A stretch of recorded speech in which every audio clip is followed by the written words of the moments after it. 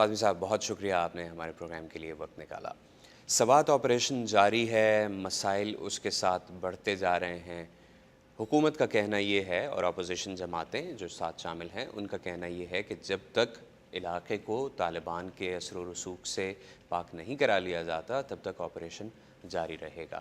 آپ کو کیا لگتا ہے کہ اگر یہ آپریشن ذرا طویل ہو گیا تو کیا ہوگا؟ شکریہ آپ کا۔ آپریشنز کا فال آؤٹ جو ہے آلریڈی نظر آ رہا ہے۔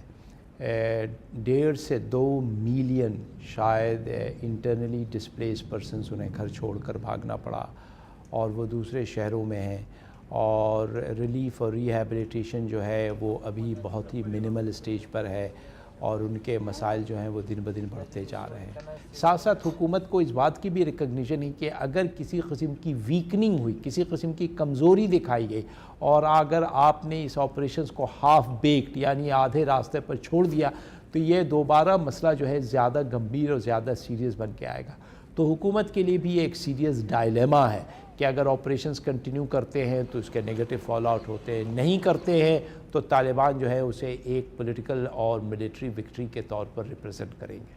اگر آئی ٹی بیز کو پراپر اٹینشن نہ دی گئی اور ان کے جو مسائل ہیں ان کو فیسیلیٹیٹ نہ کیا گیا تو آپ کیا سمجھتے ہیں کہ یہ جو جنگ کے صورتحال میں ابھی حکومت کے ساتھ لوگوں کی سمپتیز ہیں اور طالبان کے اگینسٹ ہیں، کیا ان کے تبدیل ہونے کے امکانات ہوں گے؟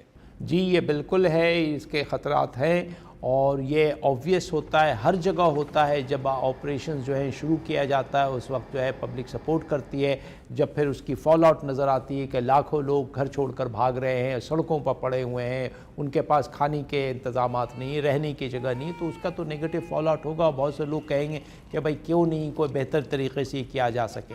ساتھ ساتھ یہ ہے کہ دیکھیے پاکستان کی افواج جو کہ بڑی ڈسپلنڈ ہے، پروفیشنل ہے، مگر یہ آپریشن جو ہے اس کے لیے بڑی اسپیشلائز ٹریننگ کی ضرورت ہے جسے کاؤنٹر انسرجنسی کہا جاتا ہے۔ آپ نے کاؤنٹر انسرجنسی کی بات کی، فوج جاتی ہے، وہ لڑتی ہے، علاقوں کو صاف کرتی ہے، اس کے بعد وہاں سے نکل جاتی ہے، لیکن اس کے بعد جو لا انفورسمنٹ کی ذمہ داری ہے وہ یقیناً پولیس پہ آتی ہے۔ آپ سمجھتے ہیں کہ پاکستانی پولیس کو بہتر ٹریننگ اور بہتر اکوپ کرنے کے لیے بھی کچھ کیا جا رہا ہے پاکستان میں؟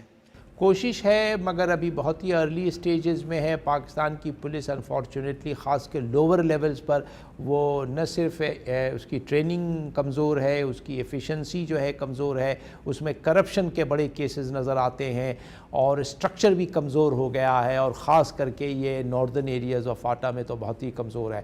تو آپریشنز کے بعد سول اسٹرکچر کی ریسٹوریشن جو ہے، ڈسٹرکٹ ایڈمنسٹریشن کی ریسٹوریشن، اور جو آپ کے ہیلتھ فیسلٹیز ہے، آپ کے ایڈوکیشنل انسٹیٹیوشنز، یہ ایک بڑا میسو ایکسرسائز ہے، اور میرا یہ خیال ہے کہ حکومت کے لیے اور ساتھ ساتھ سول سوسائٹی کے لیے یہ سب سے بڑا چیلنج میرے سامنے نظر آ رہا ہے۔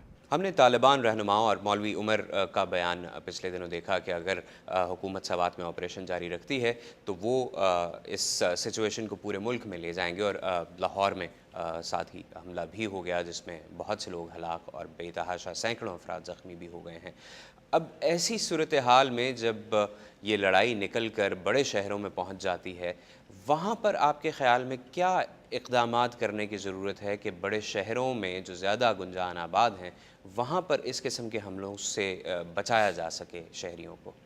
یہ بہت ہی اس کے لیے کمپریہنسو پروگرام کی ضرورت ہے۔ سب سے پہلے تو برسوں سے ہم لوگ اس چیز کو نوٹس کر رہے ہیں کہ پاکستان جو ہے وہ اس میں سارے دنیا سے لوگ آ جاتے ہیں۔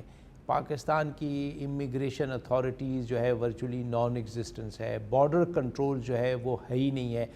نمبر 2 جو ہے، آپ کو اپنی انٹیلیجنس آرگنائزیشنز کو اسٹرینتھن کرنے کی ضرورت ہے، ان کی ٹریننگ کو بہتر کرنے کی ضرورت ہے، اور یہ صرف آفیسر لیول پر نہیں، نان آفیسر کارڈرز کی بھی ٹریننگ بہت ضروری ہے۔ انفیکٹ وہ زیادہ ان کی کامن مین سے کانٹیکٹ رہتی ہے، اور وہ زیادہ یوزفل سورسز آف انفارمیشن۔